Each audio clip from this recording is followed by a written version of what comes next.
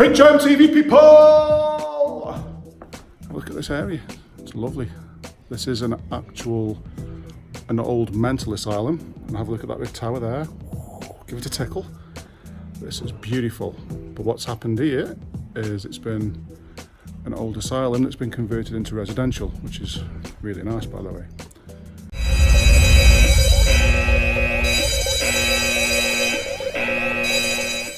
So this is the property. It's probably been done 10 years. Come inside and have a look. Can you see the damp? All this condensation damp here. It's beautiful. We go into the kitchen.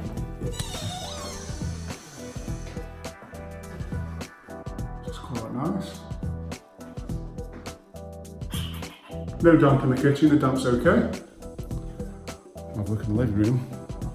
These ceilings are amazing, by the way. Look at the size of these ceilings. Just like they made laser measure on there, 3.6 metres high.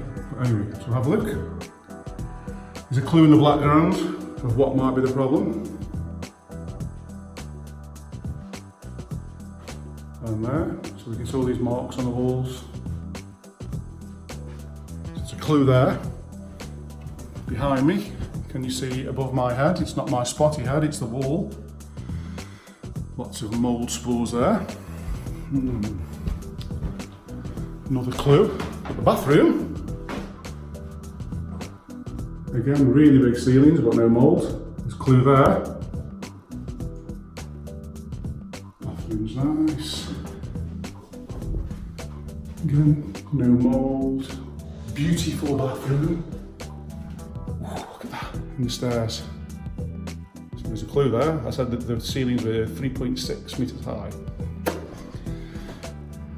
So this is the back bedroom, have a look at that. Look at that. See all the mould and all the damp. Behind me, look. Look at the wall. So, outside wall, again. Loads of damp. Front bedroom. I'll put the camera there so you can see. So we've got some nice fitted wardrobes. Big high ceiling still. This one's not as bad. But there is tickle damp there. So I'll give you my conclusion now. So put answers in the comments if you agree with me, and if you don't agree with me, definitely put a comment in there. So we've been a little bit crafty. So this is where the answers come now. So we've had a challenge, write it down on a piece of paper. What it has got is someone's previously been, I don't know, messing around with this, whatever. But I can luckily take this out. So now I did say this is roughly 10 years old. And behind there we can see a piece of wood. So they've screwed the patches to there and the patches to that, which is standard construction. But because there's a little bit of a gap down there, I have been able to shine a torch, and it has got insulation in there, which I would expect. I would expect that for a conversion done in the last 10 years or so.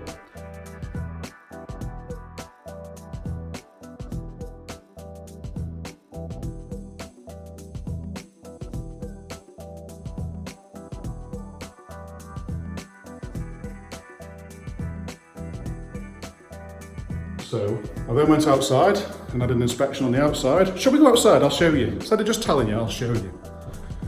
So like I say, it was an old mental asylum, and it is, I think it's actually a listed building. It's a lovely area, by the way. And there's some vents on the external. So this is my conclusion. So can you see this vent here? Give that a tickle. There's an old vent at the bottom there, look. Give that a tickle. And another tickle. This window behind me is a kitchen. And above my head, that's a new plastic vent. So that's obviously been installed at a later date when the conversion was done. So when I was walking around, I did say to you earlier that the rooms that were okay were the bathrooms and the kitchen, and that's because they are ventilated via an external source. But when we go around and look at the vents, I've also added a little sneaky peek at some of the other properties, so I'm going to go back out and show you again. Property behind me, and if you look right above my head, if I take a look, you've got an old vent there, you've got a new vent here, look, tickle tickle, mechanical extraction, another vent there. So my conclusion is, with it being in electric heating, for the EPC to work, it would have had to have been insulated behind these plasterboards, which I've confirmed by having a quick look behind there. So the rooms are heated. I would take an educated guess that because the ceiling height is 3.6 metres high, and it's on a smart meter, the tenants, this is a rented property by the way, the tenants would have been watching the smart meter run round and probably not heating the place properly. So when it's black, it's condensation, so I'm expecting restricted movement of airflow, which will help do this. But then what I'm saying is, if you look at the locations where it's really bad, it's where the old vents were.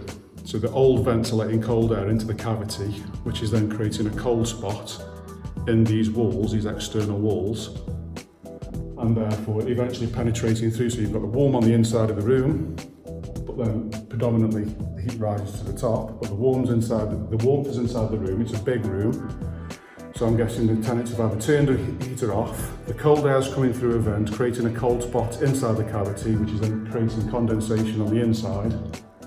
And I think it needs ventilation, because if you check out the windows, which are wooden sashes, they do have what we call trickle vents. So if you look, this plastic thing here that opens and closes, that's the ventilation into the room, and you can see that they're both closed.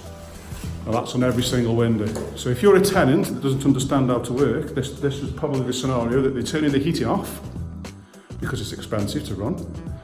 Then it means one heater, all the heaters heating up this big empty space up there, so they're not feeling the benefit because they're still cold. And then so they're closing the vents in the windows, because obviously the heat's going straight up and then straight out the windows. So then in the tenant's point of view, they're warming the outside world, but then the adverse effect is it's now colder in the lower spots of the room, and it's also colder where the old air vents are, and there's not enough heat in the room to balance it out, because the tenant's probably not been explained that that's what it needs to do. So as daft as it sounds, it needs to be vented, it needs to be heated, and the room would then work.